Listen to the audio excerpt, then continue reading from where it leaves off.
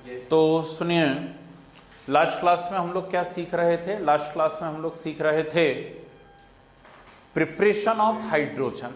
ठीक, और preparation of hydrogen में जहां तक मुझे ध्यान आता है, मैंने सारी की सारी प्रिपरेशंस आपको बता दी थी, इंक्लूडिंग इंडस्ट्रियल मेथड, है ना। इंडस्ट्रियल मेथड में हम लोगों ने लेंस प्रोसेस करी हुई है, बॉश प्रोसेस करी हुई है, यूनो प्रोसेस बताई हुई है, फिर इसके बाद जो है कि किस प्रकार से कोल गैसिफिकेशन या हाइड्रोकार्बन से हम लोग बनाने वाले हैं, है ना। ये सारी की सारी बातें हम लोग वहां पर कर चुके हैं। ठीक, अब आज हमें डिस्कस करना यहाँ पे प्रॉपर्टीज ऑफ हाइड्रोजन, और प्रॉपर्टीज ऑफ हाइड्रोजन के बाद हाइड्राइड, और हाइड्राइड के तुरंत बाद में स्टार्ट कर रहा हूं वाटर।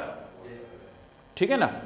अब सुनिए ध्यान से, प्रॉपर्टीज ऑफ हाइड्रोजन जो है, हम इसमें बिल्कुल टाइम खराब नहीं करेंगे। इसलिए नहीं करेंगे क्योंकि अभी आपके पास बहुत सारी इनऑर्गेनिक बाकी है। अभी टर्म 1 में तो आपको सिर्फ हाइड्रोजन पढ़ना है। जब टर्म 2 में आप लोग पहुंचेंगे तो टर्म 2 में एस ब्लॉक आपको पढ़ना है, एस ब्लॉक के साथ साथ 13 ग्रुप, 14 ग्रुप, और फिर 11th से 12th में जो लोग पहुंच जाएंगे वहां पर उनको 15, 16, 17, 18 ये सब कुछ पढ़ना है। तो आप ऑलरेडी ढेर सारी प्रॉपर्टीज वहां पर पढ़ने वाले हैं हाइड्रोजन की। इसमें मेरे पढ़ाने लायक कुछ नहीं है। आप कहो अभी हम सीख लें H2 + Cl2 gives 2HCl, या N2 + 3H2 gives 2NH3, है ना। तो ये सब यूजलेस चीजें, तो हम 1 मिनट भी इसमें खराब नहीं करेंगे किसी केमिकल प्रॉपर्टी के अंदर। हम इसकी कुछ फिजिकल प्रॉपर्टीज को डिस्कस कर लेंगे, जैसे कलरलेस, ऑर्डरलेस, टेस्टलेस गैस है, लाइटेस्ट नोन गैस है ना, लाइटेस्ट नोन गैस है, हाईली इन्फ्लेमेबल इन नेचर, ये अपन पिछली क्लास में भी बात कर चुके हैं, बहुत तेजी से आग पकड़ लेती है, हाईली इन्फ्लेमेबल नेचर की होती है, न्यूट्रल टुवर्ड्स लिटमस, ठीक, मतलब न्यूट्रल गैस होती है ना, लिटमस से कोई भी रिएक्शन नहीं करती, एसिडिक या बेसिक बिहेवियर शो नहीं करती है। ये हो जाएंगी प्रॉपर्टीज ऑफ हाइड्रोजन। बाकी आर्थो पैरा हाइड्रोजन, या फिर आइसोटोप्स ऑफ हाइड्रोजन, या हेवी हाइड्रोजन, ये सब चीजें मैं आपको ऑलरेडी पढ़ा चुका हूं। ठीक, एटॉमिक, नेसेंट, मॉलिक्यूलर, ये सब हो चुका है पिछली क्लासेस के अंदर, सब कंप्लीट है। तो चलिए, अब ये अभी नोट नहीं करना है, सिर्फ सुनते चलना है। हम नेक्स्ट जो यहाँ पे पोर्शन डिस्कस करने जा रहे हैं, इसके बाद प्रॉपर्टी तो मैं भी लिखवा दूंगा, इसके बाद जो पोर्शन हमें डिस्कस करना है that is hydride. Hydride discuss करना है। ठीक, अब देखिए, हाइड्राइड के अंदर कुछ छोटी छोटी सी बातें हैं। क्या छोटी छोटी सी बातें हैं? सुनो, सबसे पहले तो जैसे हमारे पास कहीं पे एक नाम आता है ऑक्साइड, तो ऑक्साइड का मीनिंग क्या होगा? ऑक्साइड का मीनिंग होगा बाइनरी कंपाउंड्स ऑफ ऑक्सीजन, मतलब ऑक्सीजन हो और ऑक्सीजन के साथ कोई दूसरा एलिमेंट और जुड़ा हुआ हो, बस 2 एलिमेंट जुड़ करके कोई कंपाउंड बनाते हैं, उनको हम ऑक्साइड कह देते हैं। ठीक है ना। हैलाइड, हैलाइड का मीनिंग होता है बाइनरी कंपाउंड्स ऑफ हैलोजन। ठीक, तो फ्लोरीन, क्लोरीन, ब्रोमीन, आयोडीन, है ना, ये जुड़ करके क्या करें, किसी भी दूसरे एलिमेंट के साथ कंपाउंड बना लें, उनको हम हैलाइड कहा करते हैं। तो ऐसी बाइनरी कंपाउंड ऑफ हाइड्रोजन को हम क्या कहते हैं? हाइड्राइड कहते हैं। अब यहां एक कंसेप्ट बहुत अच्छे से क्लियर रखना, जिससे बार बार रिपीट ना करना पड़े किसी भी टीचर को। एक्चुअली ये जो आइड सफिक्स लग रहा है, ये जो आइड सफिक्स लगता है अकॉर्डिंग टू आईयूपीएसी, ये आइड सफिक्स इलेक्ट्रोनेगेटिव एलिमेंट के नाम में लगता है। आइड किसके नाम में लगता है? Electronegative element. जैसे आपने कहा NaCl, NaCl, तो NaCl जब आप कहते हैं तो NaCl का नाम क्या बोलते हैं? क्लोरोसोडियाइड। क्लोरोसोडियाइड तो नहीं बोलते, नहीं ना, NaCl का नाम बोलते हैं सोडियम क्लोराइड। अब जरा भावनाओं को समझना, सोडियम क्लोराइड, आइड लगाए नहीं लगाए आइड, ठीक। CaO कैल्शियम ऑक्साइड, लगाया आइड, ठीक। तो जब NaCl की बात कर रहे थे तो इलेक्ट्रोनेगेटिव कौन था वहां पे? Cl, इसलिए उसके नाम में आइड लगा हुआ है। जब CaO की बात कर रहे थे तो इलेक्ट्रोनेगेटिव था ऑक्सीजन, इसलिए उसके नाम में आइड लगा हुआ है। क्लियर है बात? तो हाइड्राइड के साथ क्या होता है कि हाइड्राइड पे नेगेटिव चार्ज आना चाहिए, हाइड्राइड पे नेगेटिव चार्ज आएगा तभी उसके नाम में हमें क्या लगाना चाहिए, आइड लगाना चाहिए। तो हाइड्राइड का जब हम क्लासिफिकेशन करेंगे तो फर्स्ट यहां पर आते हैं आयोनिक हाइड्राइड, और आयोनिक हाइड्राइड को ही हम कहा करते हैं सलाइन हाइड्राइड। आयोनिक हाइड्राइड को ही आप क्या कहने वाले हैं, सलाइन हाइड्राइड कहने वाले हैं, ठीक। तो alkali metal and alkaline earth metal, क्या बोला मैंने, alkali metal and alkaline earth metal means first A and second A, ठीक। इसके जो मेंबर्स होते हैं, फर्स्ट ग्रुप और सेकेंड ग्रुप के जो मेंबर्स होते हैं वो हाइड्रोजन से जब रिएक्ट करते हैं तो जो कंपाउंड्स बनते हैं वो कंपाउंड्स क्या कहलाते हैं, आयोनिक या सलाइन हाइड्राइड्स कहलाते हैं। और इन सभी कंपाउंड्स के अंदर हाइड्रोजन -1 ऑक्सीडेशन स्टेट रिप्रेजेंट करता है, ठीक है ना। इन सब में हाइड्रोजन कितना बताएगा, -1 ऑक्सीडेशन स्टेट बताएगा, एक्सेप्ट बेरिलियम एंड मैग्नीशियम, ठीक। बेरिलियम और मैग्नीशियम जरूर सेकेंड ग्रुप में हैं लेकिन ये आयोनिक हाइड्राइड नहीं बनाते, तो ये आपके लिए एक इंपॉर्टेंट क्वेश्चन हो गया। ऐसा जहां हट करके कोई बात होती है मतलब समझ जाना वो एक इंपॉर्टेंट बात हो जाती है, ठीक है। तो बेरिलियम और मैग्नीशियम यहां पर ये आयोनिक हाइड्राइड नहीं बनाते हैं, जबकि वो मेंबर हैं सेकेंड ग्रुप के, फिर भी आयोनिक हाइड्राइड नहीं बनाते हैं, ठीक। तो ये एक इंपॉर्टेंट हमारे लिए पॉइंट हो गया। दूसरी बात, ये जो आयोनिक हाइड्राइड बने हुए हैं तो अब प्रॉपर्टीज की आप बात करोगे, तो यदि आपने केमिकल बॉन्डिंग यूनिट पढ़ी हुई है तो केमिकल बॉन्डिंग यूनिट में हमने पढ़ा है प्रॉपर्टीज ऑफ आयोनिक कंपाउंड।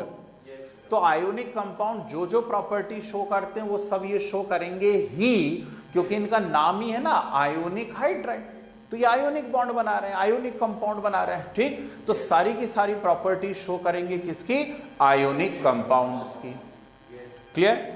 अब सुनिए और ध्यान से सुनिए, यदि इसका हमने करवा दिया इलेक्ट्रोलाइसिस, सुनते चलना ध्यान से और मुझे ही बोलने देना, यदि आपने करा दिया इसका इलेक्ट्रोलाइसिस,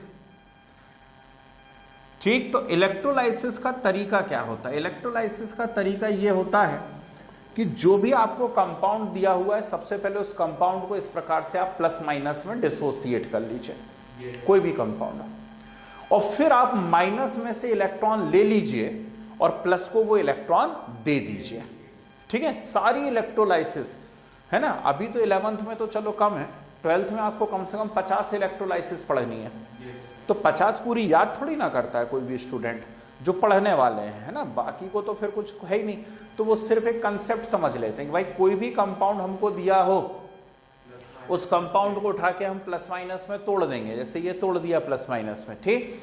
अब इस माइनस से हम इलेक्ट्रॉन ले लेंगे, ये ले लिया माइनस से इलेक्ट्रॉन, ठीक, और वो इलेक्ट्रॉन उठा करके हम प्लस को दे देंगे, ये दे दिया हमने प्लस को वो इलेक्ट्रॉन, बात खत्म हो गई, ठीक। हाँ, ये एक बात है कि हाइड्रोजन H2 के फॉर्म में होना चाहिए, तो वो बैलेंसिंग एलेंसिंग हम बाद में करते रहेंगे, ठीक। यहाँ पे ये H अकेला दिख रहा है, ये H2 होना चाहिए, तो ये बैलेंसिंग हो जाएगी, वो कोई बात नहीं है। अब इलेक्ट्रॉन डोनेट हो रहे हैं मतलब ऑक्सीडेशन हो रहा है, इलेक्ट्रॉन रिसीव हो रहे हैं मतलब क्या हो रहा है, रिडक्शन हो रहा है, ठीक। और अब इतनी केमिस्ट्री हमें आने लगी है कि हमें मालूम होना चाहिए कि ऑक्सीडेशन हमेशा होता है एनोड पे और रिडक्शन कहां पर होता है, कैथोड पे। तो फिर वही बात कहूंगा कि जब हम पिछली क्लास में थे और हम हैलोजन और एल्कली मेटल के बीच में हाइड्रोजन और एल्कली मेटल के बीच में सिमिलरिटी डिसिमिलरिटी डिस्कस कर रहे थे, तो उस समय भी ये पॉइंट आया था कि हाइड्रोजन एनोड और कैथोड दोनों पे रिलीज हो सकता है, ठीक। तो जो भी बच्चे पिछली क्लास में थे यदि वो अपनी कॉपी को देखते हैं तो उसमें वाटर का इलेक्ट्रोलाइसिस आपको दिखेगा, और वाटर के इलेक्ट्रोलाइसिस में हाइड्रोजन कैथोड पे रिलीज हो रही थी, जबकि ये जो हो रहा है इसमें हाइड्रोजन एनोड पे रिलीज हो रही है। ये एक इंटरेस्टिंग पॉइंट है, ठीक है। और एक और बात बताता हूं, ये जो हाइड्राइड होते हैं ये जबरदस्त तरीके से रिड्यूसिंग एजेंट जैसा बिहेव करते हैं, तेजी से डिसोसिएट होते हैं और हाइड्रोजन गैस को रिलीज कर देते हैं। यदि आपने इनको पानी के अंदर डाला, यदि इन हाइड्राइड को आपने वाटर के अंदर डाल दिया, तो वाटर के अंदर डाल के भी ये तेजी से क्या करते हैं, हाइड्रोजन गैस को रिलीज करते हैं। और फिर वही कहानी आएगी कि ये जो हाइड्रोजन गैस रिलीज हो रही है, reaction is very very fast and the released hydrogen can catches fire. आ रही है बात, याद आ रही है? थे उस दिन क्लास में जब मैं आपको पढ़ा रहा था कि सोडियम पोटेशियम की वाटर के साथ रिएक्शन बहुत फास्ट होती है और रिलीज हाइड्रोजन क्या कर लेती है, आग पकड़ लेती है। ठीक, तो हमने उस रिएक्शन को स्लो किया था। रिएक्शन को स्लो करने के लिए हमने अमलगम बनाया था। क्या बनाया था? अमलगम एंड मरकरी के साथ अलॉय। ठीक है, ये सब क्वेश्चंस हैं। अब जो आप नेक्स्ट टेस्ट देने वाले हैं और अब देने ही वाले हैं ना, एक एक के घर फोन लगा लगा के बोलूंगा टेस्ट में एब्सेंट है, प्रिंट करवा दूंगा, इधर दीवारों पे लिखवा दूंगा किस किस ने टेस्ट नहीं दिया है ना। तो अगला जो टेस्ट होने वाला है वो हाइड्रोजन में होने वाला है, 45 क्वेश्चंस। ठीक, तो हाइड्रोजन मतलब पूरी हाइड्रोजन यूनिट के अंदर, तो उस हिसाब से अपनी तैयारी रखिए। चलिए, तो ये हो गया ionic hydride. Second is metallic hydride. Metallic hydride जो हम टर्म यहां पर यूज कर रहे हैं, मेटेलिक हाइड्राइड टर्म यूज कर रहे हैं एक्चुअली ट्रांजिशन मेटल के हाइड्राइड्स के लिए। किसके लिए? Transition metals. ट्रांजिशन मेटल यानी डी ब्लॉक। ठीक, तो डी ब्लॉक की जो मेटल्स हैं, ये डी ब्लॉक की मेटल्स और हाइड्रोजन के बीच में यदि कोई कंपाउंड बनते हैं तो उन्हें हम क्या कहा करते हैं? मेटेलिक हाइड्राइड्स कहा करते हैं। पहली बात। दूसरी बात याद रखिएगा, इन्हीं को जो है आप इंटरस्टिशियल हाइड्राइड भी कहते हैं। क्या टर्म बोली मैंने? Interstitial hydride. अब इस इंटरस्टिशियल टर्म का मीनिंग समझिए। इंटरस्टिशियल का मीनिंग क्या होता है? एक्चुअली कोई भी सॉलिड कितने टाइप के होते हैं? 2 टाइप्स के होते हैं। कौन कौन से 2 टाइप्स होते हैं? क्रिस्टल एंड एमॉर्फस, है ना। सॉलिड 2 टाइप्स के होते हैं, क्रिस्टल एंड एमॉर्फस। तो जब सॉलिड का, किसी भी सॉलिड का डेफिनेट ज्योमेट्रिकल ऑर्डर होता है, एक डेफिनेट ज्योमेट्री होती है यदि, तो हम उसको क्रिस्टल बोलते हैं। तो मेटल्स जो होती हैं, जितनी भी मेटल आपके नॉलेज में हैं, सब मेटल क्रिस्टलाइन सॉलिड होती, मतलब उनकी एक डेफिनेट ज्योमेट्री होती है। ठीक, अब डेफिनेट ज्योमेट्री उनकी है, ऐसी है। ठीक, ये सब क्या है? ये गोल गोल क्या है? ये मेटल एटम है। ये गोल गोल जो आपने बनाए हुए हैं, ये सब कौन है? मेटल एटम्स हैं। ठीक, और इनके बीच में ये जो वैकेंट स्पेस दिख रहा, वेरी गुड, इसको कहते हैं इंटरस्टिशियल स्पेस। ठीक, इस बीच की वैकेंट स्पेस को कभी भी कितना ही हार्ड मेटल क्यों ना हो, कितना ही हार्ड सॉलिड क्यों ना हो, उसमें 100% पोर्शन में ऑक्यूपाई नहीं होते कंपोनेंट, ध्यान रखना। ठीक, हमेशा मैक्सिमम जो ऑक्यूपाइड होते हैं वो 74% होते हैं, मतलब 26% पार्ट खाली पड़ा ही रहता है।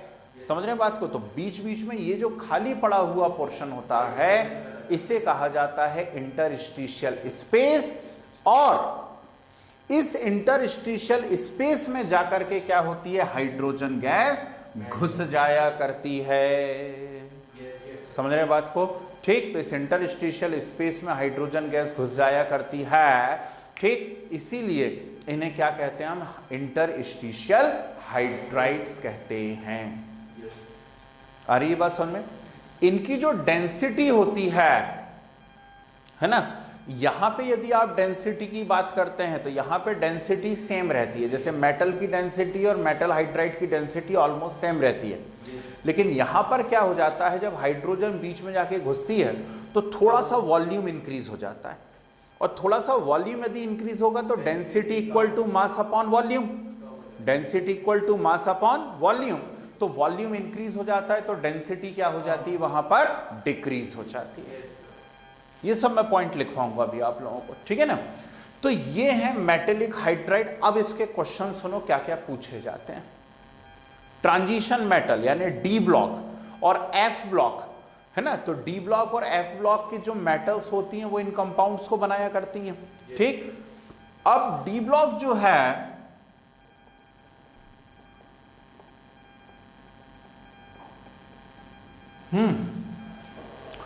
डी ब्लॉक जो होता है हमको मालूम होना चाहिए कि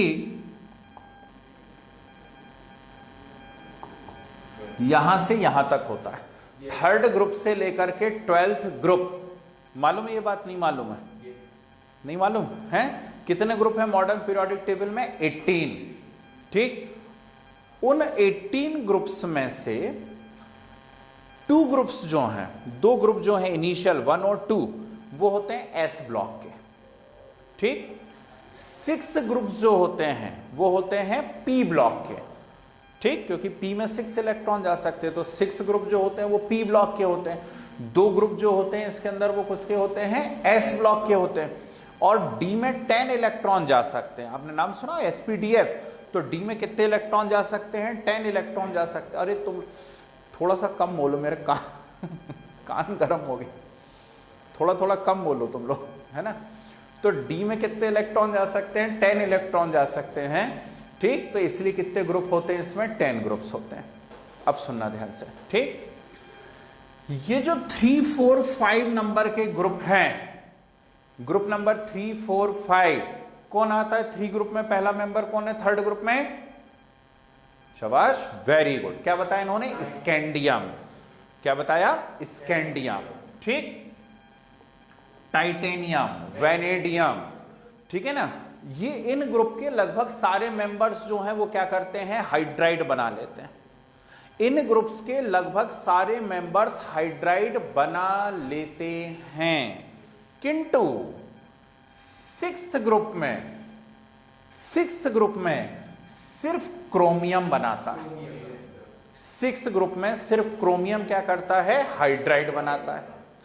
फिर बड़ी ही मजेदार सी बात है, ध्यान से सुनिए। नहीं ना, 7, 8 और 9, 7, 8 और 9 ग्रुप जो होता है इसकी मेटल्स या इसके मेंबर्स हाइड्राइड नहीं बनाते, and it is known as hydride gap. ये क्वेश्चन हो गया आपका, और भयंकर जम से इंपॉर्टेंट क्वेश्चन हो गया। आपसे पूछते हैं हाइड्राइड गैप इज, ठीक है ना। तो हाइड्राइड गैप क्या है ना। तो आपको ये अब ऐसे लिखने को तो आना नहीं है कि हाइड्राइड गैप क्या है, वो तो आपको ऑप्शन में चूज करना है। तो 7, 8 और 9 ग्रुप की जो मेटल्स होती हैं वो हाइड्राइड नहीं बनाया करती हैं, और उसे क्या कहा जाता है? हाइड्राइड गैप कहा जाता है। क्लियर है बात, ठीक है ना। अब आपसे कोई मेंबर भी पूछ सकते हैं, है ना। तो मेंबर के लिए आपको पीरियोडिक टेबल याद होना चाहिए। वो आप ढूंढो कि क्रोमियम के बाद इन 3 ग्रुप में कौन कौन से मेंबर्स जाते हैं। क्लियर। एफ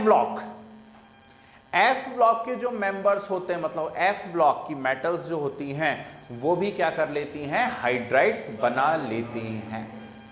तो क्वेश्चन एफ ब्लॉक नहीं है, क्वेश्चन एफ ब्लॉक नहीं है। क्वेश्चन हमारे लिए सिर्फ डी ब्लॉक है और हाइड्राइड गैप है। समझ गए? तो ये छोटे छोटे से पॉइंट्स बन रहे हैं। 99% बच्चे इन क्वेश्चंस को छोड़ते ही हैं। क्या करते हैं? सब लोग वहां उलझे रहते हैं, सबको मजा आता है, और यार लेन प्रोसेस याद हो गई, बॉश प्रोसेस याद हो गई, वाटर का इलेक्ट्रोलाइसिस याद हो गया, तो उसको बड़ा अचीवमेंट समझते हैं हम कि अरे मजा आ गया, क्या याद कर लिया हमने। और पता चला टीचर ने या फिर जो बाद में एग्जाम होने वाले उनने जब क्वेश्चन पेपर सेट करा तो उठा के उनने यहां से क्वेश्चन दे दिए, है ना। तो इस पे नजर रखना है, छोड़ना नहीं है इसको, ठीक है। नेक्स्ट और थर्ड जो आता है वो होता है कोवेलेंट हाइड्राइड। थर्ड कौन है यहां पर? Covalent hydride. यहां लिख दो, ठीक, कहीं भी लिख दो, कई लोगों को तो फर्क ही नहीं पड़ता है। तो कोवेलेंट हाइड्राइड में क्या होता है? कोवेलेंट हाइड्राइड में कोवेलेंट बॉन्ड्स होते हैं, कोवेलेंट बॉन्ड्स होते हैं, ठीक। तो नेचुरल सी बात है कि आयोनिक हाइड्राइड कौन बना रहे थे? एस ब्लॉक मेटल्स बना रहे थे। मेटेलिक जो हाइड्राइड है वो डी ब्लॉक बना रहे थे। तो थोड़ा सा रहम करो यार मेरे कान पे। हाँ, तो डी ब्लॉक वाले जो हैं वो मेटेलिक बना रहे थे। तो पी ब्लॉक के जो मेंबर्स हैं वो क्या बनाया करते हैं? कोवेलेंट हाइड्राइड्स बनाया करते हैं। सुन रहा है ना तू? ठीक, तो कोवेलेंट हाइड्राइड बनाने का काम करते हैं पी ब्लॉक एलिमेंट्स। ठीक, क्या प्रॉपर्टीज होती हैं इनकी? कुछ बताने की जरूरत नहीं है। कोवेलेंट कंपाउंड की जो जो प्रॉपर्टी होती है वो इनकी प्रॉपर्टीज होती है ना? मतलब ये गैस भी होते हैं, लिक्विड भी होते हैं, कोई कोई जो है वो सॉलिड भी हो जाते हैं। समझ गए बात को? ठीक, तो सब प्रकार से मतलब कोवेलेंट कंपाउंड की सारी प्रॉपर्टीज ये लोग शो करते हैं। अब इसमें क्या क्वेश्चन है? अपन तो हर चीज में क्वेश्चन ढूंढ लेते हैं, है ना? सुनिए ध्यान से। यदि मैं 13th ग्रुप के एलिमेंट्स की बात करता हूं, 13th ग्रुप के एलिमेंट्स की बात करता हूं, ठीक, तो 13th ग्रुप के एलिमेंट में जो मेंबर्स मेरे पास आते हैं वो है बोरॉन, एल्यूमिनियम वगैरह वगैरह। ठीक, तो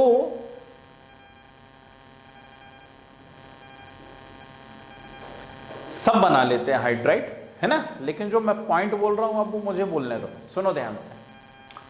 बोरान और एल्यूमिनियम के जो हाइड्राइड्स होते हैं, बाकी के भी, नीचे वालों के भी, लेकिन वो यूजलेस होते हैं, वो कोई काम के हाइड्राइड है नहीं। ठीक, और ये जो है ना बोरान का हाइड्राइड, ये 13th ग्रुप जब हम लोग पढ़ेंगे बोरान फैमिली, तो ये भयंकर जम से इंपॉर्टेंट होने वाला है। ठीक, डाइबोरेन नाम से हम लोग इसको वहां पर पढ़ेंगे। BH3 नहीं, BH3 का डाइमर, BH3 का डाइमर हो जाएगा B2S6। ठीक है, तो वो बात की बात है, जब B2S6 आएगा उसी दिन बात करेंगे। अभी से काय को डरना अपने को, है ना? तो उसमें डर लगने लगता कई लोगों को भविष्य का सोच सोच के कि अरे यार राहुल गांधी ना PM बन जाए। ठीक, जबकि जब देखेंगे, हाँ, तो यहां देखो BH3 है, AlH3 है। इन्हें यदि आप ध्यान से देखोगे तो इनके अंदर क्या होने वाला है? ये इलेक्ट्रॉन डेफिशिएंट कंपाउंड है। क्यों इलेक्ट्रॉन डेफिशिएंट है? क्योंकि बोरॉन, ठीक है चलो अब मैं भी बोल के बता देता हूं, बाकी लोग मेरी आवाज में भी सुनो, कि बोरॉन के बाहर कितने वैलेंसी इलेक्ट्रॉन होते हैं? 3। बोरॉन के बाहर कितने वैलेंसी इलेक्ट्रॉन होते हैं? 3। और 3 हाइड्रोजन कंबाइंड हो रहे हैं, तो तीनों हाइड्रोजन से उसको एक एक इलेक्ट्रॉन और मिलेगा। तो टोटल जो इलेक्ट्रॉन होंगे बोरॉन के बाहर वो कितने हो पाएंगे? 6 इलेक्ट्रॉन हो पाएंगे, जबकि ऑक्टेट रूल के अकॉर्डिंग कितने होने चाहिए? 8 होने चाहिए। ठीक है ना? तो यहां पर सिर्फ 6 इलेक्ट्रॉन हो रहे हैं। That's why such type of molecule known as electron deficient. तो पहला क्वेश्चन बना इलेक्ट्रॉन डेफिशिएंट। ठीक है, सेकंड, मैं सॉरी इनकी बात करता हूं।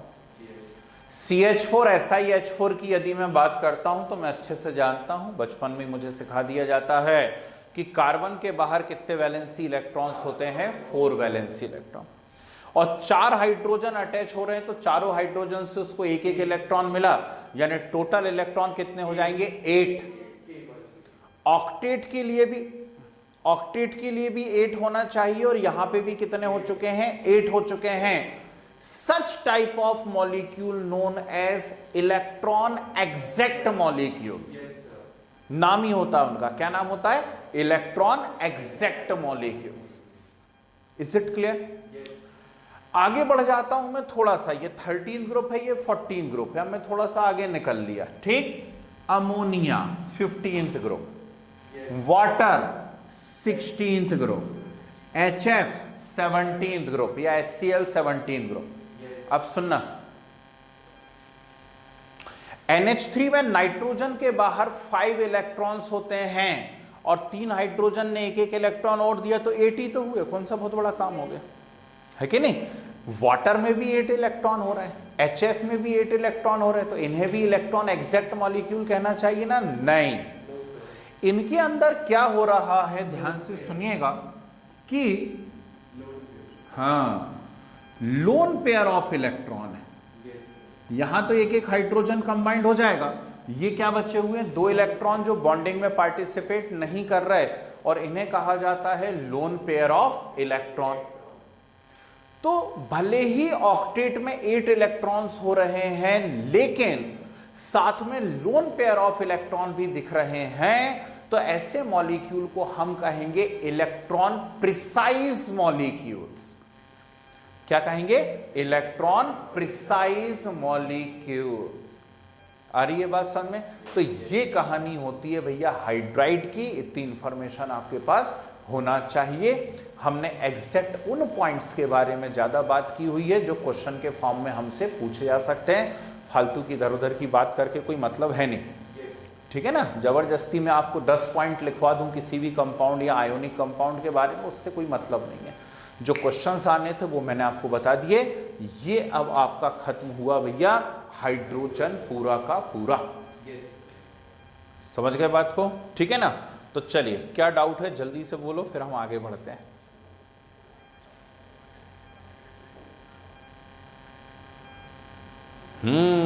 यही तो बात है ना। सुनो ध्यान से, इनका जो क्वेश्चन है बाकी लोग भी सुन लीजिए।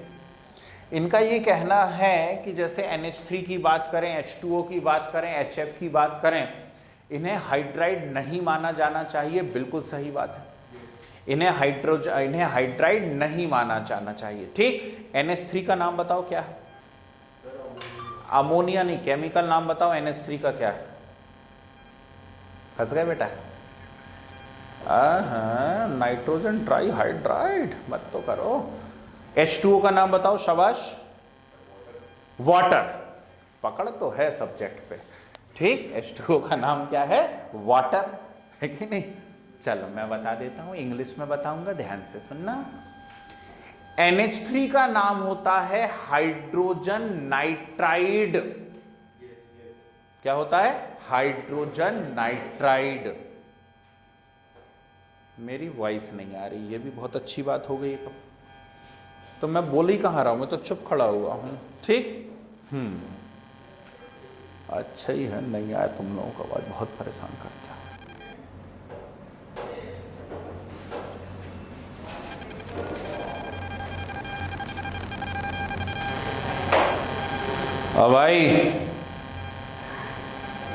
अब आई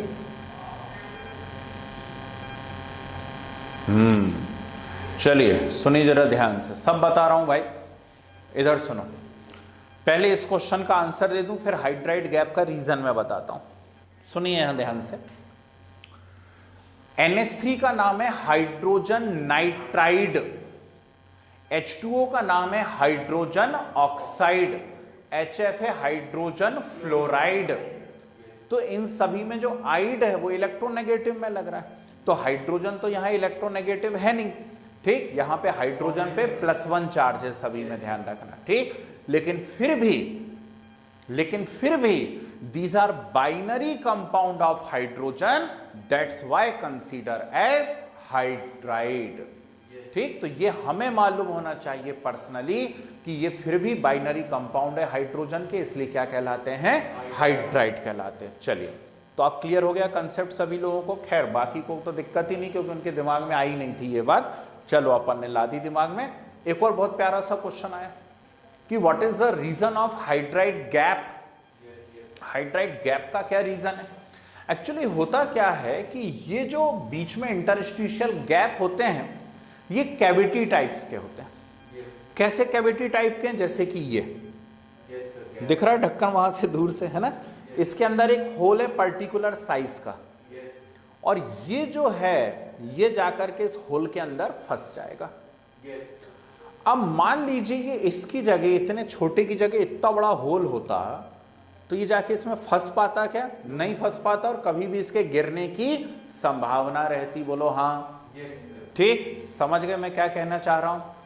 तो इंटरस्टिशियल गैप यदि ऐसे होंगे जो हाइड्रोजन को ट्रैप करके नहीं रख सकें, तो फिर वो क्या नहीं कर सकते, हाइड्राइड नहीं बना सकते। आ गई बात समझ में, ये बात होती। ठीक, अब छेड़ दिया है मुझे तो एक और क्वेश्चन सुनो। आपने 10th क्लास में हाइड्रोजनेशन रिएक्शन पढ़ी हुई होगी, ठीक। तो ये जो हाइड्रोजनेशन रिएक्शंस होती हैं, हाइड्रोजन रिएक्शन एक्चुअली क्या है, हाइड्रोजनेशन रिएक्शंस क्या है? तो कहीं भी किसी भी रिएक्शन के अंदर हमें हाइड्रोजन का क्या कराना है, एडिशन कराना है ले जा करके, और उसके लिए हम अक्सर ध्यान देते होंगे कि आपने लिया है, जैसे मान लीजिए वेजिटेबल ऑयल, सुनते चलना भाई ध्यान से, मैं क्या कहना चाह रहा हूं उस बात को सुनिए, जो आपको मालूम है वो तो बहुत अच्छी बात है। हमने लिया वेजिटेबल ऑयल, इस वेजिटेबल ऑयल में हमने डाली हाइड्रोजन गैस और प्रेजेंस है निकिल की, ठीक। किसकी प्रेजेंस है, निकिल की प्रेजेंस है, और निकिल की प्रेजेंस में जब इसका हाइड्रोजनेशन करवाया तो ये कन्वर्ट हो गया वेजिटेबल घी, डालडा, है ना, बड़ा फेमस ब्रांड है, ठीक। डालडा में कन्वर्ट हो गया, ये हार्डनिंग हो गई, वेजिटेबल ऑयल की क्या हो गई, हार्डनिंग हो गई। अब ये सब छोड़ो, तो 10th के बच्चे बता देते हैं ना। हमारे काम की बात क्या है, हमारे काम की बात है ये, ठीक, निकिल। हमारे काम का कौन है, निकिल। निकिल क्या कर रहा है यहां पे, सुनो, निकिल का यहां पे काम है एडजॉर्प्शन ऑफ हाइड्रोजन। क्या बोला मैंने, एडजॉर्प्शन ऑफ हाइड्रोजन, एडी। दो बातें होती हैं, एक होता है एब्जॉर्प्शन और एक होता है एडजॉर्प्शन, ठीक। जब कोई भी सब्सटेंस सरफेस के अंदर समा जाता है, सरफेस से अंदर चला जाता है, तो उसे हम एब्जॉर्प्शन कहते हैं, हमने एब्जॉर्ब कर लिया उसको, ठीक। और जब कोई भी चीज सरफेस के ऊपर चिपकी हुई रहती है तो हम उसे एडजॉर्प्शन कहते हैं, ठीक। जैसे यहां पर देखिए आप, ये जो इंक है, ये इंक बोर्ड के ऊपर चिपकी हुई है, बोर्ड के अंदर तो नहीं घुस रही है, मतलब क्या हो रहा है यहां पर, एडजॉर्प्शन। तो ट्रांजिशन मेटल्स में हाइड्रोजन को एडजॉर्ब करने की जबरदस्त पावर होती है। ट्रांजिशन मेटल्स में हाइड्रोजन को एडजॉर्ब करने की भयंकर जम से पावर होती है, और सबसे अच्छा एडजॉर्प्शन कौन करता है, मैं यहां पे बता देता हूं। वेरी गुड, बिल्कुल सही बताया भैया ने, colloidal palladium.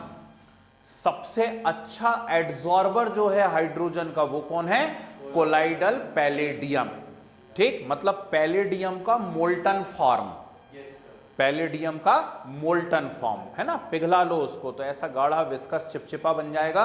It is best absorber of hydrogen. इसके बाद पैलेडियम, इसके बाद किसकी बारी आती है, पैलेडियम की बारी आती है, फिर बारी आती है प्लेटिनम की, फिर आता है गोल्ड, और फिर आता है निकेल। क्लियर है बात, ठीक। तो ये है भैया डिफरेंट मेटल्स की एडजॉर्प्शन पावर, ठीक है भाई। और किसी के मन में कोई दुविधा तो नहीं है, नहीं तो अब नोट्स बना लें, बहुत हो गई।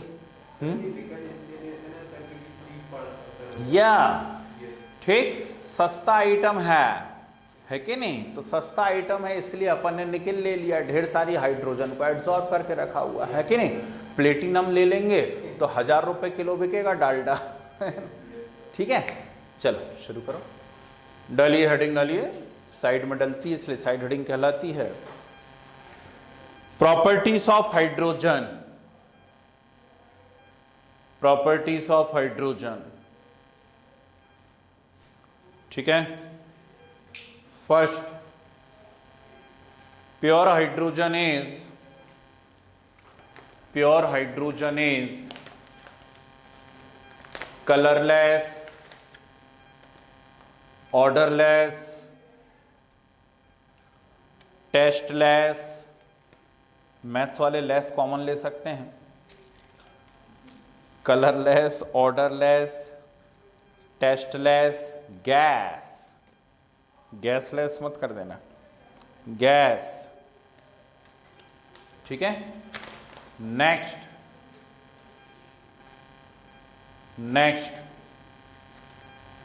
Very less soluble in water,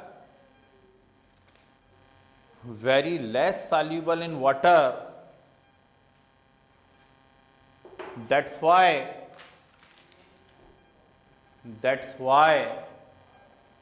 collected by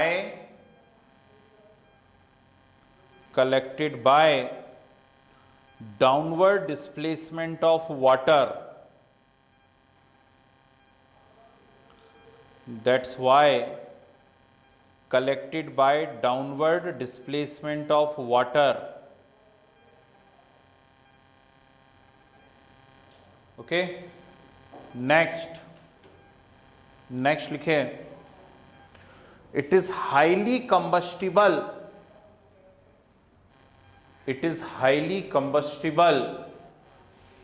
in nature,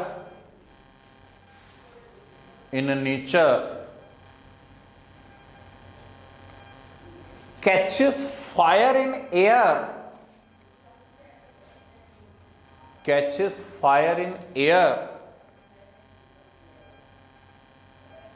and form H2O,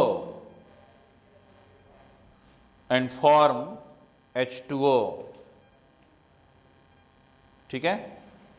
next, it is neutral towards litmus,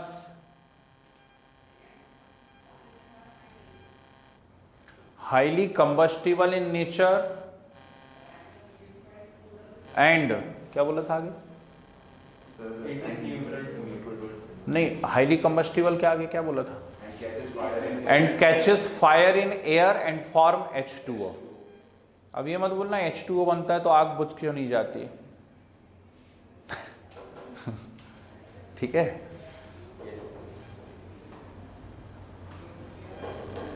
ऐसे भी वो आग पकड़ लेती है, और आग पकड़ लेती मतलब ऑक्सीजन के साथ ही आग पकड़ ली होगी ना। क्या बताया भाई, सोडियम को पानी के अंदर डाला अपन ने, पोटेशियम को पानी के अंदर डाला, है कि नहीं, ठीक। तो ठंडे पानी से रिएक्ट करके हाइड्रोजन रिलीज करते नहीं करते, और वो हाइड्रोजन क्या करती है, आग पकड़ लेती है कि नहीं। ऐसे करवाना है आपको तो फिर इलेक्ट्रिक आर्क देनी पड़ती है, इलेक्ट्रिक आर्क में H2 + O2 गिव्स H2O बनता है, नहीं तो ऐसे नॉर्मली भी तो हाइड्रोजन आग पकड़ लेती नहीं पकड़ती है, ठीक है। चलिए नेक्स्ट क्या बोल रहा था मैं, न्यूट्रल टुवर्ड्स लिटमस, ठीक है। Next, it is very strong, बहुत जम से, it is very strong reducing agent,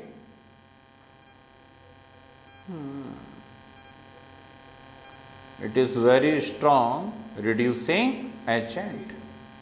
next,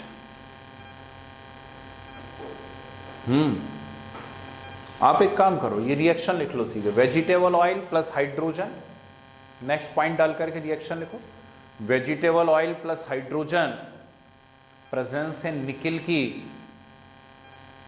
gives vegetable घी,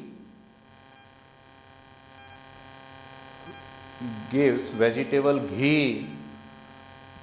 आगे लिखो, reaction known as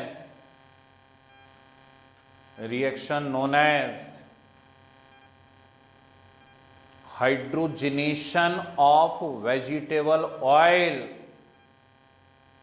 हाइड्रोजनेशन, ये रिएक्शन लिखी, फिर आगे बोल रहा हूं reaction known as hydrogenation of vegetable oil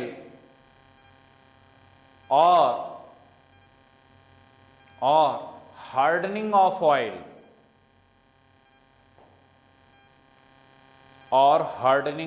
oil, ठीक है।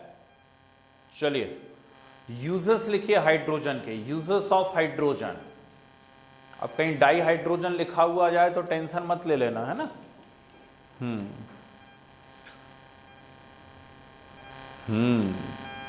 लिखिए यूजेस ऑफ हाइड्रोजन में first as a reducing agent, as a reducing agent. Next hydrogenation of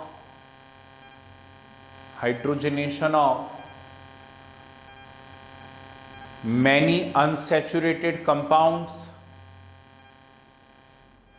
hydrogenation of many unsaturated compounds.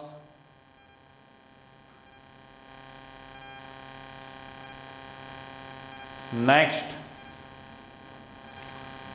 in synthesis of petrol, artificially petrol बनाना सीखेंगे हम लोग Tuesday को, ठीक। इन सिंथेसिस ऑफ पेट्रोल आप लोग भी सीख लेना भैया, बहुत महंगा हो गया है, घर में बनाओ सुबह गाड़ी चलाओ। नेक्स्ट लिखिए oxy hydrogen torch, oxy hydrogen torch bracket में लिख लो 2500 डिग्री सेल्सियस, 2500 डिग्री सेल्सियस। मालूम नहीं यार क्या बोला, synthesis of petrol, synthesis of petrol, है ना। हाँ, और क्या बोला मैंने, oxy hydrogen torch, oxy hydrogen torch 2500 degree Celsius and atomic hydrogen torch, atomic hydrogen torch 4000 degrees Celsius।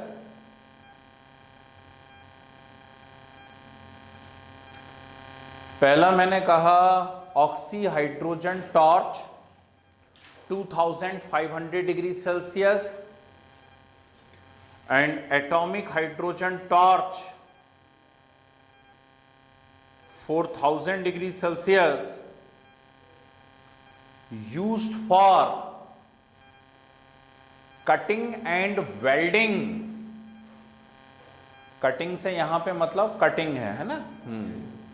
Used for cutting and welding of metals, याद आ रहा है। बहुत सी चीजें काटते हैं हम लोग, cutting and welding of metals. बस करो, चलिए हेडिंग डालिए हाइड्राइड्स, सटा सट करना भैया, मोस्ट इंपॉर्टेंट लगा के करना। हाइड्राइड्स लिखे binary compounds of hydrogen, binary compounds of hydrogen are called hydrides। Binary compounds of hydrogen are called hydrides। ठीक है, एरो बना के लिखे these are of following 3 types, these are of following 3 types।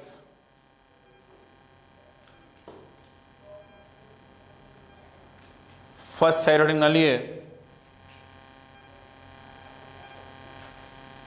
Ionic और saline hydride, saline को underline करना, ionic और saline hydride red colour रखा करो जरा, नोट्स जैसे बनाओ, सारी हेडिंग रेड कलर से डाला करो, हैं।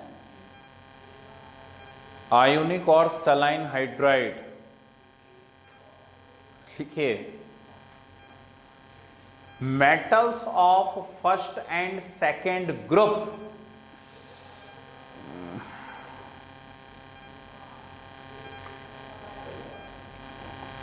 metals of first and second group form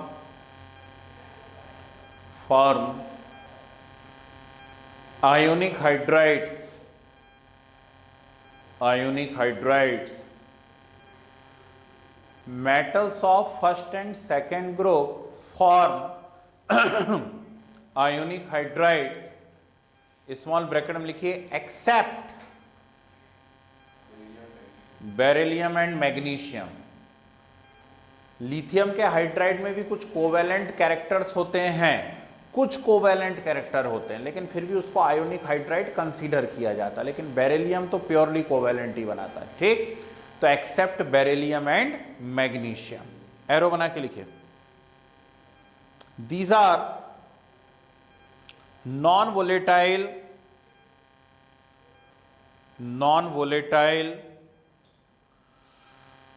non-conducting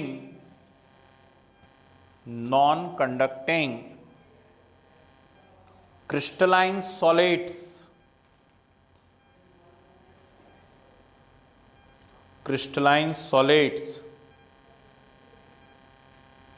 ठीक है। जी,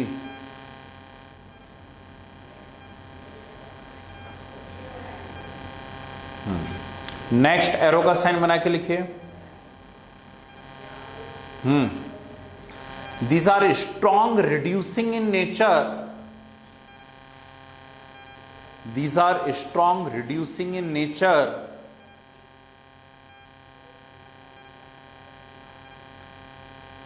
ऑन हीटिंग, कंटिन्यू करना उसी में, on heating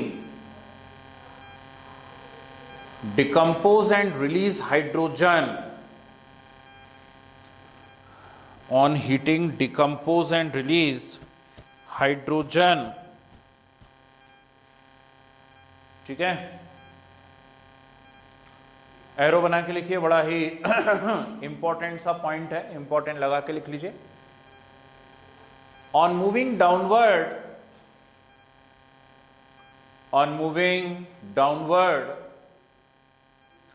their thermal stability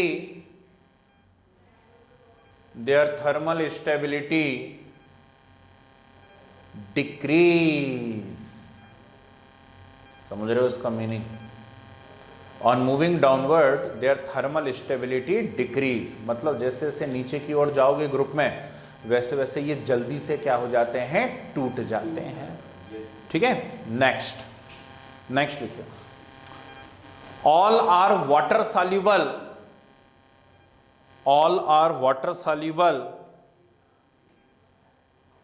and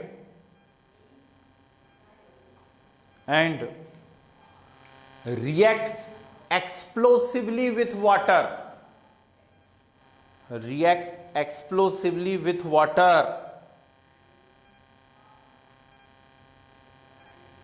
ठीक है। ये रिएक्शन बाद में लिखेंगे। Reacts explosively with water, inverted comma में कंटिन्यू करना, इसी के आगे। And the fire produced during this reaction,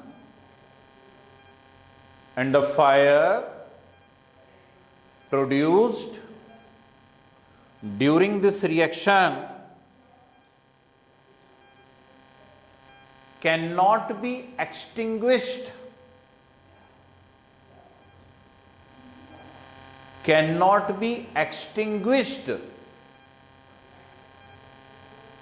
by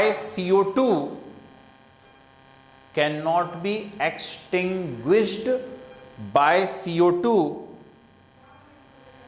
as it get reduced by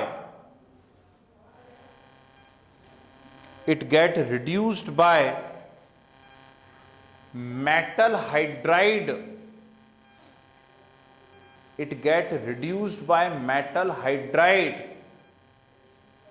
so only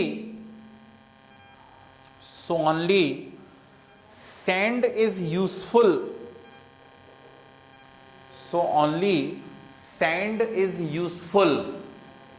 इस लंबे चौड़े स्टेटमेंट का मीनिंग समझिए। ये रिएक्शन लिखिए पहले, तो कहां घूम गई, ये रही, NaH plus H2O gives NaOH plus H2, ये रिएक्शन लिखिए। हरि बोल। NaH plus H2 gives NaOH plus H2 लिखा। अब सुनो बात को, फायर एक्सटिंग्विशर आपने नाम सुने हुए? तो फायर एक्सटिंग्विशर जनरली क्या होते हैं? फोमी मटेरियल होते हैं, झाग वाले मटेरियल होते हैं जो क्या करते हैं? ढेर सारा झाग प्रोड्यूस करते हैं, साथ में CO2 प्रोड्यूस करते हैं। ठीक, तो वो करते कुछ नहीं है, वो सिर्फ क्या करते हैं? आग के ऊपर एक लेयर बना देते हैं और उसका एयर के साथ कांटेक्ट क्या करते हैं? रोक देते हैं। ठीक है, तो एयर के साथ कांटेक्ट रुक जाता है तो चीज जो है जलना बंद हो जाती है। हालांकि हर चीज में ये एप्लीकेबल नहीं होता है, कुछ आग ऐसी रहती कि कितना ही फोमी मटेरियल डाल लो उनको कुछ फर्क नहीं पड़ता, एक बार जल गए तो जल गए वो, है ना। खैर छोड़ो। तो कुल मिलाकर के क्या होता है यहां पर कहानी ये है कि CO2 की हेल्प से हम लोग क्या करते हैं? आग को बुझा दिया करते हैं, है ना। इवन जो आपका बेकिंग सोडा है ना, ठीक, या वॉशिंग सोडा है, इसका भी यूज हम कर सकते हैं एज अ फायर एक्सटिंग्विशर, क्योंकि भी ये क्या प्रोड्यूस करते हैं? CO2। हाँ जी, लेकिन इस reaction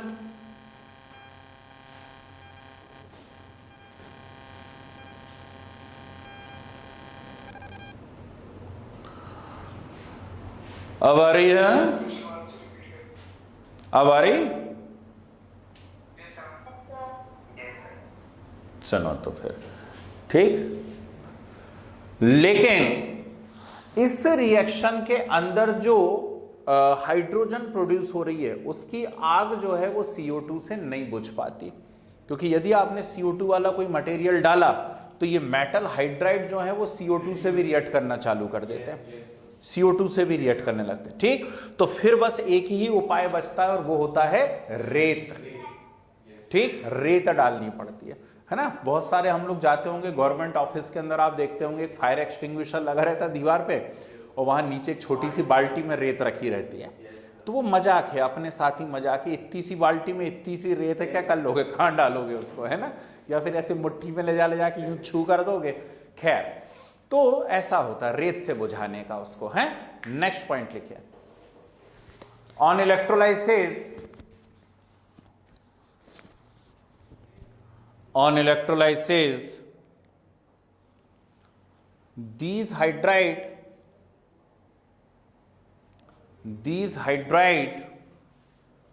release hydrogen at anode,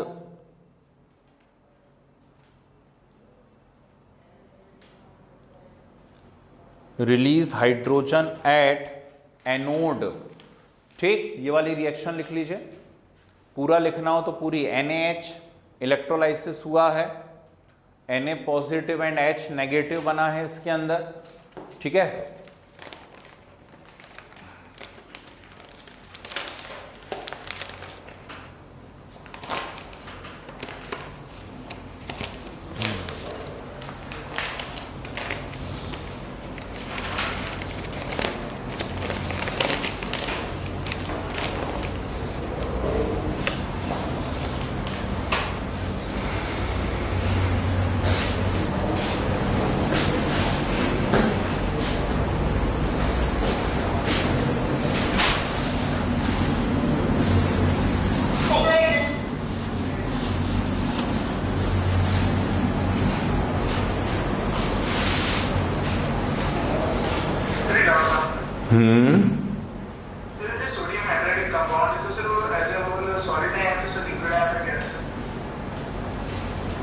sodium hydride क्या है? सॉलिड, आयोनिक कंपाउंड है ना यार। तो आयोनिक कंपाउंड तो सॉलिड ही होते हैं ना। हाँ, क्रिस्टलाइन सॉलिड होते हैं। चलिए एक और पॉइंट लिख लीजिए और खत्म करते हैं आयोनिक को। लिखो, some metal hydride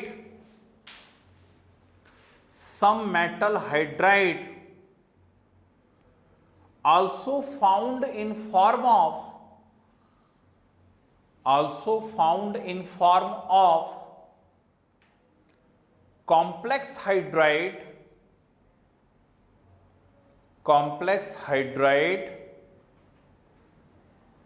which act as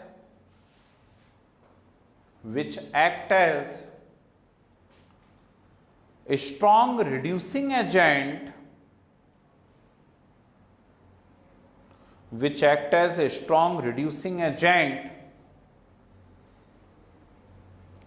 in organic reactions,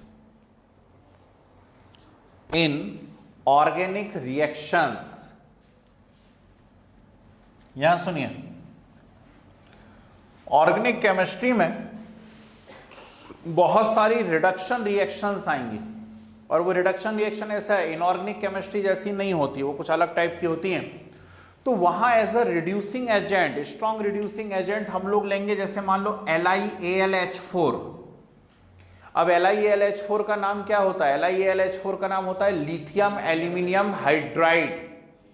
क्या नाम है? Lithium aluminium hydride.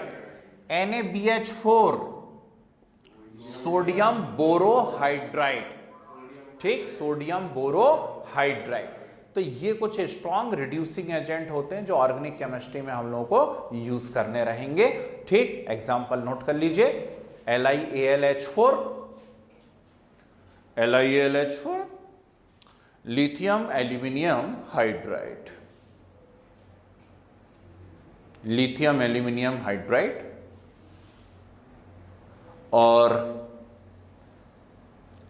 NaBH4 sodium borohydride, NaBH4 sodium borohydride. Okay, चलिए हेडिंग वाली है मेटेलिक हाइड्राइड्स।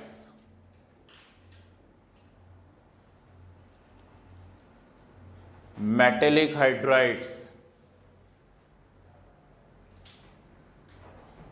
लिखे, these are also known as,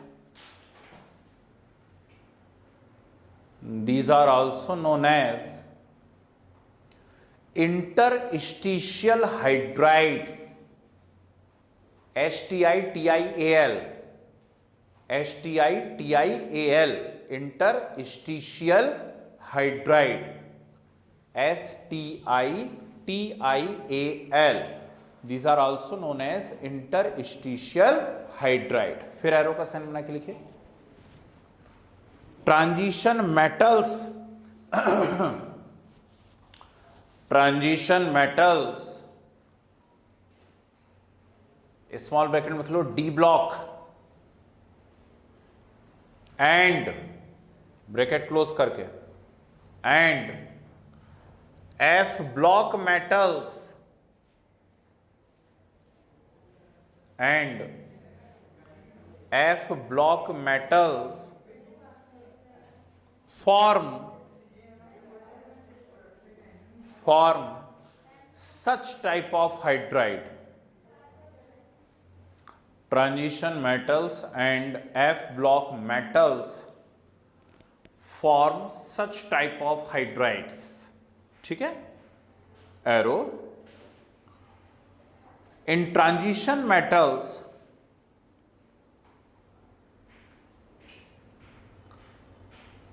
in transition metals,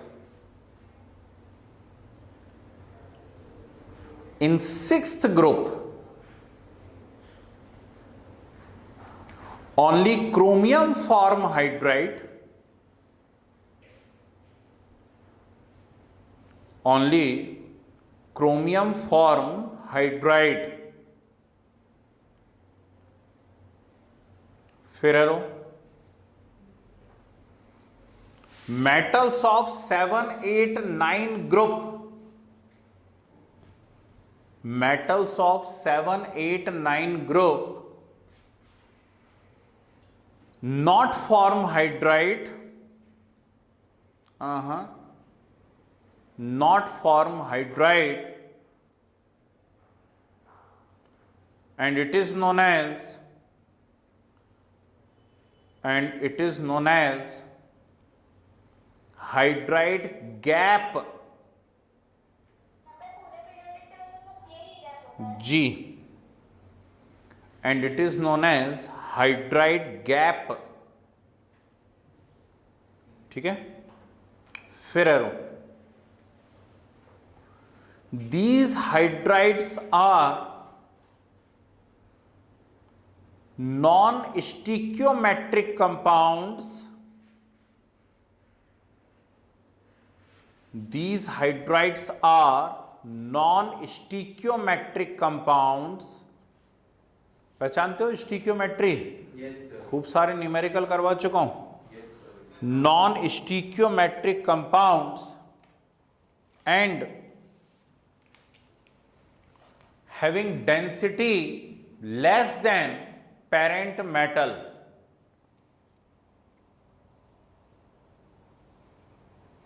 having density less than parent metal, ठीक है। फिर वो गुड कंडक्टर और ये सब तो होते ही हैं क्योंकि मेटल की प्रॉपर्टी शो करते ही हैं, ठीक है ना। आप चाहें तो लिख भी सकते हैं, show all the properties of parent metal, show all the properties of parent metal, लिख लो पहले जरा, ठीक है। yes, फिर एरो बना के लिखिए,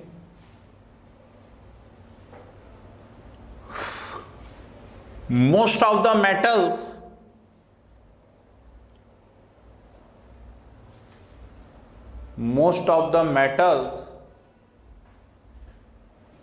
adsorb hydrogen,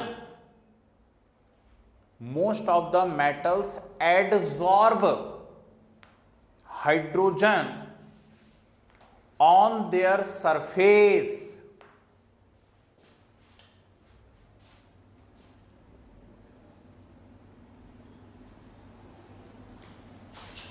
on their surface. इसको ब्रैकेट में आप चाहें तो अकल्शन लिख सकते हैं, वैसे तो 12th क्लास में आएगा अकल्शन, गैस का मेटल के ऊपर जाकर के चिपक जाना अकल्शन कहलाता है, ठीक। मतलब एड्सॉर्प्शन तो है ही, लेकिन एक स्पेशल टाइप का एड्सॉर्प्शन होता है, इसको क्या कहते हैं? अकल्शन कहते हैं, ठीक। फिर एरो का साइन बना के लिखिए, best एड्सॉर्बर, best adsorber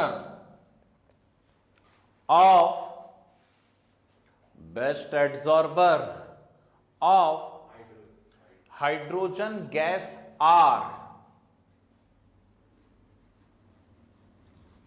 best adsorber of hydrogen gas are, ये ऑर्डर लिखिए और रेड कलर से बॉक्स बना लीजिए। कोलाइडल पैलेडियम, कोलाइडल पैलेडियम, फिर पैलेडियम,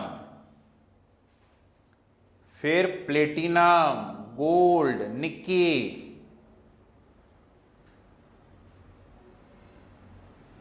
अच्छा अच्छा, ठीक है। चलें खत्म करिए, आओ हम सब हेडिंग डालें। कोवैलेंट हाइड्राइड्स,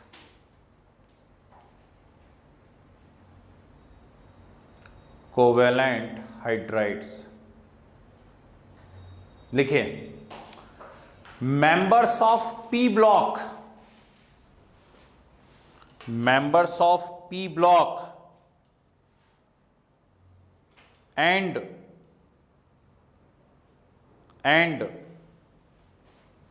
वो कौन? वो beryllium and magnesium, beryllium and magnesium of S block,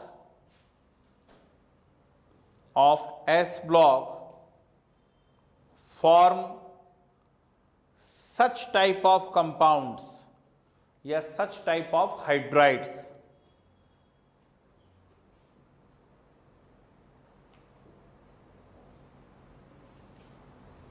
such type of hydrides, ठीक है जी। एरो बना के लिखे, these hydride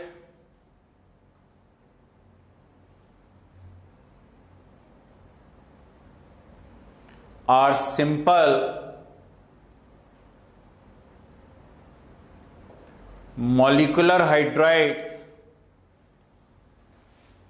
molecular hydrides and show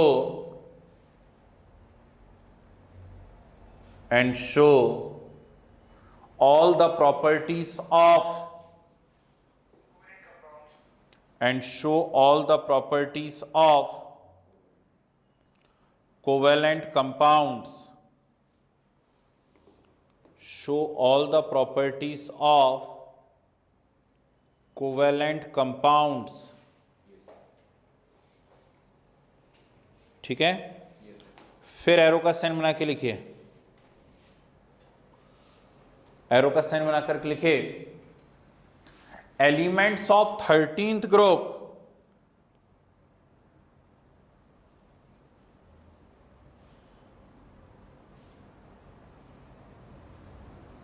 elements of 13th group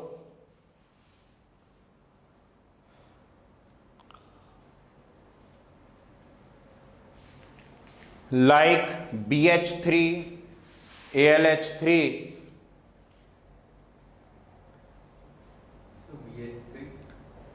elements of 13th group है ना, वहां पे बोलना था लाइक बोरॉन एंड एल्यूमिनियम, ऐसा बोलना था, BH3 नहीं बोलना था, like boron and aluminium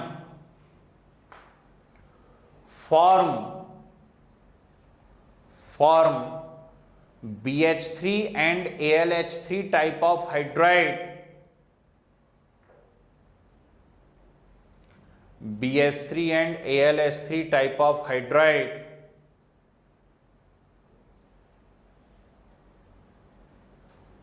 These are electron deficient compounds. These are electron deficient compounds. ठीक है, these are electron deficient compounds. Okay, yes. फिर एरो बना के लिखिए members of 14th group, members of 14th group form hydride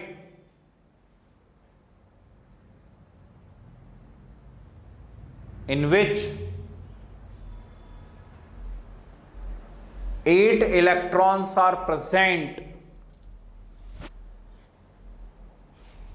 in which 8 electrons are present, like CH4SiH4, like CH4SiH4. These are known as electron exact. यहां थोड़ा सा कुछ गड़बड़ हो रहा है, इलेक्ट्रॉन प्रिसाइज इसको दे रहा है, लिख तो लो. These are known as electron exact or electron precise hydride. Precise मतलब रिच होता है, इलेक्ट्रॉन रिच तो इसके बाद वाले होने चाहिए, चलो कोई बात नहीं. These are known as electron exact or electron precise hydride. Elements of 14th group form hydride in which 8 electrons are present, CH4SiH4. These are known as electron exact or electron precise hydride. ठीक है, फिर arrow बना के लिखिए elements of, किसको,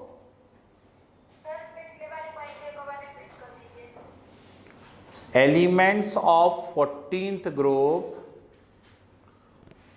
form hydride in which 8 electrons are present. These are known as electron exact or electron precise hydride. ठीक है, फिर arrow elements of 15, 16 and 17th group,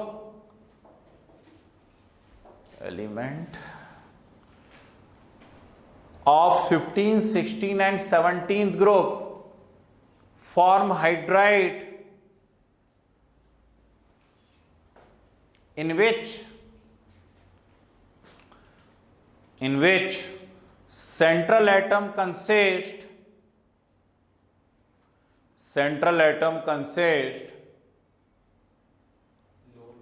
lone pair of electron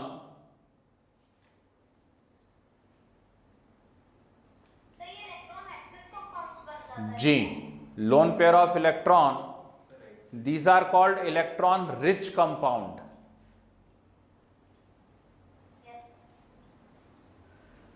वो PCl5 वाली category में नहीं आएगा, है ना, ठीक, बस इलेक्ट्रॉन रिच कहते हैं और कुछ नहीं। PCl5 की बात अलग थी, उसमें फास्फोरस के पास 10 इलेक्ट्रॉन हो गए थे, SF6 में 12 हो गए थे, है ना, तो इलेक्ट्रॉन रिच कंपाउंड। ठीक, तो ये फिनिश हुआ भैया हमारा हाइड्राइड, एक इंपॉर्टेंट पोर्शन, इंपॉर्टेंट पार्ट था। और कुल मिला के आपके चैप्टर के अंदर 3 पोर्शन थे, उसमें से फर्स्ट और सबसे बड़ा पोर्शन खत्म हुआ, दैट इज हाइड्रोजन। ठीक है ना। अब पढ़ना तो था आज ही, है ना, लेकिन अब मजा नहीं आएगा, ठीक, क्योंकि गीला गीला पानी है ना, तो हम इसे अगली क्लास में डिस्कस करेंगे। बड़ा भारी पानी है, तो वाटर भी पढ़ेंगे और साथ में हैवी वाटर भी पढ़ेंगे। ठीक, नॉर्मल वाटर में क्या पढ़ना है, थोड़ा सा हिंट मैं आपको दे देता हूं। हार्डनेस, सुना है नाम, हार्ड वाटर, सॉफ्ट वाटर, ठीक, तो हार्डनेस हमको पढ़ना है एंड ढेर सारी methods for removal of hardness. ठीक है, इसे हम नेक्स्ट क्लास में डिस्कस करते हैं, अभी मजा कुछ भी नहीं आएगा। ठीक है ना, चलिए बस आज की सभा अपन रोकते हैं, अब अगली क्लास में मुकालात करेंगे।